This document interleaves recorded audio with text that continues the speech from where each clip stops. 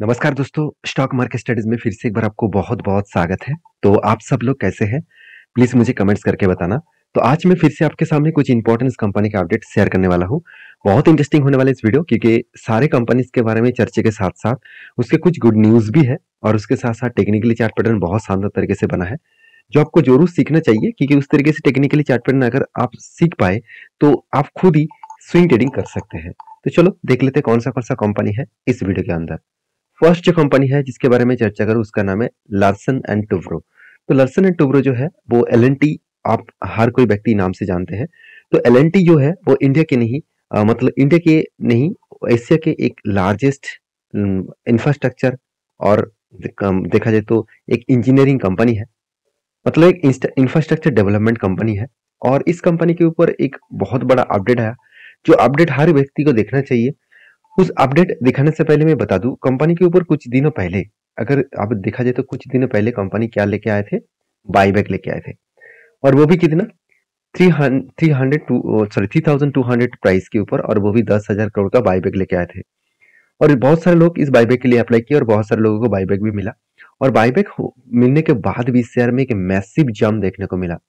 अभी क्वेश्चन आएगा कि सर बाईबैक होता क्या है। देखिए बाईबैक का मतलब है कंपनी क्या करते हैं, कंपनी कभी-कभी हाथ में मान के चलिए मेरा सब कुछ बिजनेस करने के बाद हाथ में अभी भी 1000 करोड़ पड़े हुए हैं। तो इस 1000 करोड़ जो पैसा है मैं कहूँ कि मेरे पास पैसा पड़ा हुआ है, उस पैसे को मेरे जेब में नहीं रखूँगा, मैं चलो उसके बदले मार्केट से शेयर खरीदारी कर लेता हूँ। तो फाइनली देखिए कंपनी ने शेयर खरीदारी की है, उसी को कहा जाता है बायबैक। तो आप देख सकते हैं कंपनी के पास धीरे-धीरे करके होल्डिंग क्या हो रहा है, धीरे-धीरे करके बढ़ते जा रहा है। जैसे 21% से बढ़ के हो चुके 22%, 23%, 24% और 25%, और उसके बाद अभी देखिए 25% ही होल्डिंग कंटिन्यू हो रहा है। तो वो किसके ऊपर हो रहा है? एफआईएस के ऊपर, और डीएस के पास भी देखिए होल्डिंग लगातार बढ़ते चले जा रहे हैं। इसी तरीके से कंपनी के जो मतलब ओनर है, कंपनी के जो मतलब बिजनेस ओनर है, वो क्या कर रहा है, बायबैक लेके आ रहा है मार्केट से शेयर को खरीदारी करने के लिए।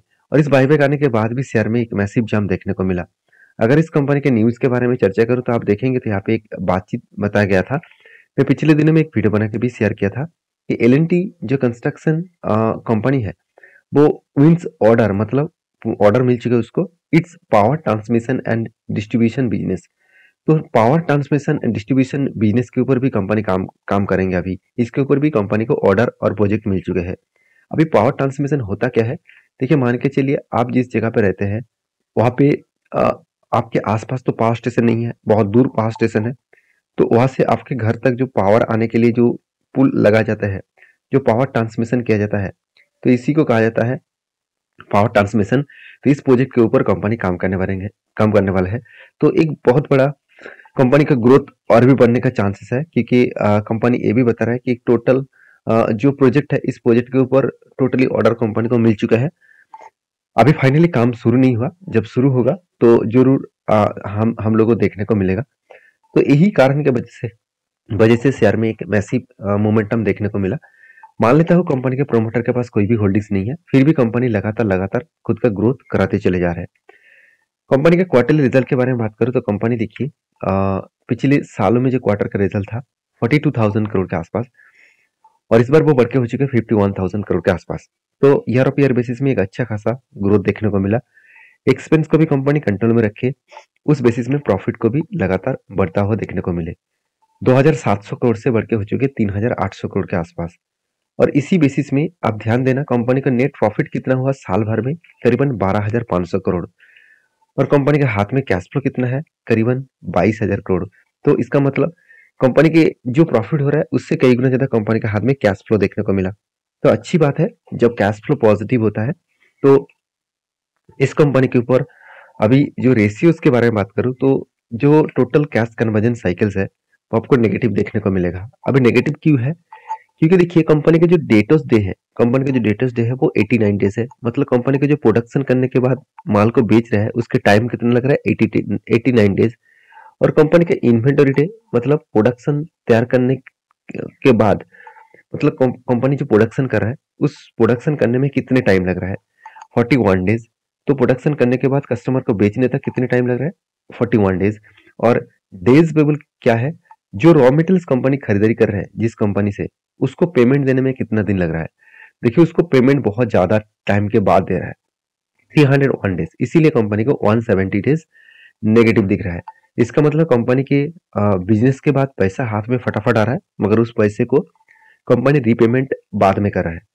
तो सारे पॉइंट्स को सामने रखते हुए मैं जरूर कहूंगा इस कंपनी के ऊपर फोकस रखिए, क्योंकि लास्ट कुछ फ्यू मंथ्स में कंपनी के ऊपर जून मंथ में बाई हुआ था, जुलाई और अगस्त मंथ में सेल ऑफ हुआ, और फिर से सितंबर अक्टूबर मंथ में बाई हुआ, और नवंबर मंथ में सेल ऑफ हुआ। इसका मतलब अच्छा खासा एक वोलेटिलिटी सिचुएशन देखने को मिला शेयर होल्डिंग पैटर्न्स में, और म्यूचुअल फंड के माध्यम से बाई सेल होता रहता है। अगर मैं चार्ट पैटर्न्स के बारे में बात करूं तो देखिए जिस तरीके से एक मोमेंटम जर्नी देखने को मिला, बार बार एक सपोर्ट मतलब एक पोजीशन यहाँ पे बनाया और उसके बाद आगे बढ़ा। आप देखेंगे तो फाइनली यहाँ पे क्या बना था, एक कप विद 100 पैटर्न्स बना और ब्रेकआउट हुआ, और इसका टारगेट भी अचीव हो चुके हैं। तो अभी इस कंपनी के ऊपर क्या राय है? देखिए अभी इस कंपनी के ऊपर कुछ राय नहीं है, क्योंकि कंपनी जिस तरीके से एक पोजीशन बनाकर यहाँ पे देखिए होल्ड किया, उसके बाद थोड़ा सा ऊपर जाएगा, फिर से होल्ड करेंगे, फिर से ऊपर जाएगा, इस तरीके से सिचुएशन करके आगे बढ़ रहा है। देखिए निफ्टी जब तक आगे बढ़ेंगे तब तक इस कंपनी का भी ग्रोथ आपको देखने को मिल जाएगा। तो फिलहाल के लिए मैं इस कंपनी के ऊपर कोई भी ट्रेड नहीं लूंगा, क्योंकि मुझे अभी कोई भी पोजीशन नहीं दिख रहा है। जब कोई पोजीशन दिखेगा तो मैं जरूर कुछ क्वांटिटी ऐड करूंगा, क्योंकि अभी जो मुझे पोजीशन देखने को मिला, मुझे लगता है यहाँ पे जो इस लेवल में रिटेस्ट किया तो यहाँ पे थोड़ा सा होल्ड करेंगे, और अगर होल्ड करने के बाद ब्रेकआउट करे तो फिर से एक जर्नी आपको दिखने को मिलेगा। तो आपके क्या राय है इस कंपनी के ऊपर जरूर कमेंट्स करना। नेक्स्ट जो कंपनी उसका नाम है रेलटेल कॉर्पोरेशन लिमिटेड। देखिए रेलटेल कॉर्पोरेशन लिमिटेड के ऊपर एक बहुत बड़ा अपडेट है जो मैं सबसे पहले आपको दिखाऊंगा। आप देखेंगे तो रेलटेल कॉर्पोरेशन इंडिया लिमिटेड जो रिसीव कर चुके हैं कितने ऑर्डर का, टोटल 76.19 करोड़ का ऑर्डर। तो 76.19 करोड़ का टोटल ऑर्डर कंपनी को मिल चुके हैं। एक अच्छी बात है, कंपनी को एक अच्छा खासा ऑर्डर कंपनी को यहाँ पे मिला है, और लगातार रेलटेल कॉर्पोरेशन को लगातार प्रोजेक्ट मिलते जा रहे हैं, तो इस बेसिस में कंपनी का ग्रोथ होने का भी चांसेस है। तो कंपनी के जिस तरीके से ग्रोथ हुआ आप देखेंगे तो कंपनी का पी रेशियो थोड़ा सा हाई देखने को मिला। कितना हाई है मैं एक बार आपको बता दूं, कंपनी का पी रेशियो जो है वो आज मतलब लाइफ टाइम हाई के आसपास है, और पी रेशियो का जो एवरेज निकल कर रहा है करीबन 22 के आसपास, और कंपनी का करंट पी रेशियो 50 के आसपास है। इसका मतलब कंपनी अभी ओवर वैल्यूड सिचुएशन में है, ओवर ब्रॉड जोन में है, तो कभी ना कभी वो करेक्शन कर सकते हैं। तो आप कहेंगे सर कंपनी का इंडस्ट्रीज पी रेशियो के तो आसपास है, फिर भी क्या इसको ओवर वैल्यूड कहूंगा? हाँ बिल्कुल, कंपनी की खुद के पी रेशियो के हिसाब से ज्यादा देखने को मिला, तो इसलिए मैं ओवर वैल्यूड जरूर कहूंगा। कंपनी के प्रोमोटर के पास होल्डिंग जो है वो ठीक ठाक है, कंपनी के हाथ में कैश भी है, और डेप्थ एकदम ना के बराबर है। देखिए गवर्नमेंट कंपनी होने के नाते भी डेप्थ को जीरो रखा, यही सबसे खासियत पॉइंट है। और कंपनी अच्छा खासा डिविडेंड भी दिया 0.87% के आसपास। क्वार्टरली रिजल्ट के बारे में बात करें तो कंपनी के सेल्स में कोई कमियां देखने को नहीं मिलेगा, 283 करोड़ से बढ़ के हो चुके थे 358 करोड़, उसके बाद 429 करोड़, और अभी 599 करोड़। तो एक अलग लेवल का प्रॉफिटेबिलिटी ग्रोथ देखने को मतलब सेल्स ग्रोथ देखने को मिला। एक्सपेंस भी कंपनी कंट्रोल में रखे, उस बेसिस में कंपनी का नेट प्रॉफिट भी लगातार बढ़ता हुआ देखने को मिले। तो एक अलग लेवल का नेट प्रॉफिट देखने को मिला, इस नेट प्रॉफिट से कंपनी के एक अलग लेवल का ग्रोथ देखने को मिला है। तो एज ए इन्वेस्टर, प्रोमोटर से लेकर एफआईएसडीएस पब्लिक, हर किसी के पास यहाँ पे इन्वेस्टमेंट आपको देखने को मिल जाएगा। तो एक अच्छा खासा इन्वेस्टमेंट यहाँ पे आपको देखने को मिले, तो एफआईएस के पास, डीएस के पास और पब्लिक के पास अच्छा खासा होल्डिंग्स यहाँ पे देखने को मिलेगा। तो इस बेसिस में कंपनी कितना रिटर्न दिया आप देखेंगे तो कंपनी एक साल में 133% के आसपास रिटर्न दिया। मगर इस कंपनी के ऊपर एक बिग वीकनेस पॉइंट भी है, वो क्या है? देखिए सेल्स तो कंपनी का बढ़ रहा है, मगर कंपनी का प्रॉफिट का ग्रोथ नहीं हो रहा है। जितना प्रॉफिट का ग्रोथ होना चाहिए उतना ग्रोथ नहीं हो रहा है। तो इसका मतलब एक प्रेशराइज तो है। पीएससी कंपनी, आज हर पीएससी कंपनी भागते चले जा रहा है, मगर उसमें उतना हाई पोटेंशियल ग्रोथ मुझे नहीं देखने को मिल रहा है जो आगे सस्टेन कर पाए। तो मुझे लगता है कभी ना कभी एक बिग करेक्शन देखने को मिल सकता है। अगर मार्केट थोड़ा सा रिवर्सल दिखा दे तो इस कंपनी के ऊपर भी थोड़ा सा करेक्शन देखने को मिल जाएगा। तो एज ए कैश फ्लो के बारे में बात करूं तो कंपनी के कैश फ्लो में कोई कमियां देखने को नहीं मिलेगा, हर टाइम पॉजिटिव देखने को मिलेगा। तो लास्ट कुछ फ्यू मतलब डेज का डिलीवरी का परसेंटेज दिखा दूं तो 30 to 40% के आसपास डिलीवरी देखने को मिले है, जो कि एवरेज लेवल के नीचे है। और यहाँ पे इस कंपनी के चार्ट पैटर्न्स के बारे में बात करूं तो मैंने एक ट्रेड लिया था और मैंने आपके साथ शेयर भी किया था। कि बहुत दिनों तक इस रेंज के ऊपर कंपनी ट्रेड किया। जब कोई कोई लेवल्स के अंदर ट्रेड करता है, मतलब कोई रेंज के अंदर ट्रेड करते हैं, तो यहाँ पे एक रेंज के बाद फाइनली जब ब्रेकआउट होता है तो आपको देखना है कि ब्रेकआउट का वॉल्यूम कितना है। तो ब्रेकआउट हाई वॉल्यूम के साथ ब्रेकआउट हुआ था, तो एक हायर कॉन्फर्मेशन था कि इस ब्रेकआउट के ऊपर एक थोड़ा सा जर्नी देखने को मिलेगा। तो यहाँ पे मेरा एक छोटा सा एंट्री लेवल से है और धीरे धीरे करके वो आगे बढ़ रहा है। अभी कहाँ तक जाएगा कि वो नीचे आएगा उसका कोई गारंटी नहीं है। तो इसके नीचे मेरा स्टॉप लॉस है और मैं आगे बढ़ूंगा। कहाँ तक बढ़ूंगा मैं आपको बता दूं। मैं इसको इस तरीके से फॉलो कर रहा हूँ। जो इसका लेवल्स है, देखिए फर्स्ट जो लेवल है यहाँ पे स्ट्रांगली एक क्या था, एक रेजिस्टेंस था, एक पिवोट रेजिस्टेंस था। अभी मुझे सेकेंड पिवोट रेजिस्टेंस कहाँ पे देखने को मिला, 338 के आसपास, जो निकल के आ रहा है इस लेवल तक। तो इस लेवल तक जाने का चांसेस है, इस लेवल तक मैं वेट करूंगा और जब उस लेवल को टच करेगा तो मैं मेरा एंट्री क्लोज कर दूंगा। तो आपके क्या राय है इस कंपनी के ऊपर, जरूर कमेंट्स करके बताना। नेक्स्ट जो कंपनी उसका नाम है केपीआई ग्रीन एनर्जी। इसके ऊपर एक बहुत बड़ा अपडेट है। कंपनी देखिए अपडेट क्या है मैं सबसे पहले बता दूं। कंपनी बोनस दिया था 2018 में 1:1 के ऊपर, तो 1:1 के ऊपर बोनस दिया था और कंपनी उसके बाद डिविडेंड भी कंटिन्यूसली देते जा रहा है। और अभी इस केपीआई ग्रीन एनर्जी ने एक बहुत बड़ा अनाउंसमेंट किया। वो अनाउंसमेंट जल्द से जल्द देखने को मिलेगा, क्योंकि मैं पिछले वीडियो में भी आपको शेयर किया था। केपीआई ग्रीन एनर्जी जो है इसके ऊपर एक बोर्ड मीटिंग बिठाया जाएगा और बोर्ड मीटिंग कब होगा, सैटरडे के दिन December 30, मतलब कल के दिन आपको बोर्ड मीटिंग देखने को मिलेगा। इस बोर्ड मीटिंग अरेंज करने का मेन पर्पस क्या है मैं आपको बता दूं। कंपनी का मेन पर्पस है बोनस का। आप देख सकते हैं, इस लाइन को पढ़ेंगे तो आपको सब कुछ क्लियर हो जाएगा। टू आप देख सकते हैं, to consider the proposal for issue of bonus equity share to the shareholder of this company. मतलब कंपनी बता रहा है कि जो मतलब शेयर होल्डर है उसको बोनस के लिए इस तरीके से मीटिंग रखा गया, इस तरीके से मतलब मीटिंग्स का अनाउंसमेंट किया गया।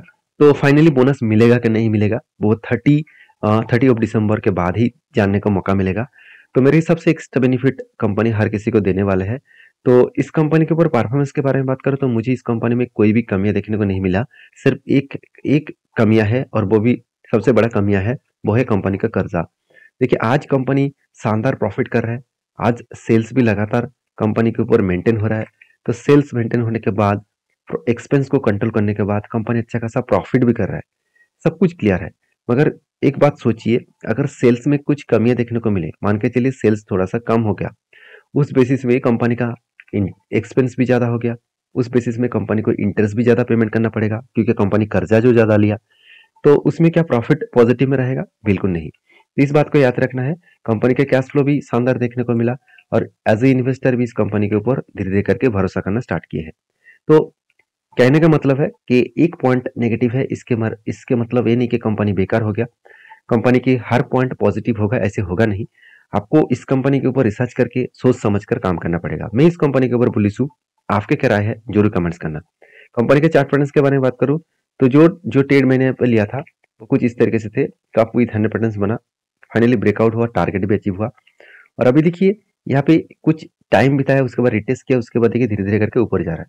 तो एक स्ट्रांगली यहाँ पे एक लेवल क्रिएट हो रहा है। यहाँ पे कुछ टाइम बिताए, उसके बाद अगर ब्रेकआउट करे तो बड़ा सा धमाका देखने को मिल सकता है।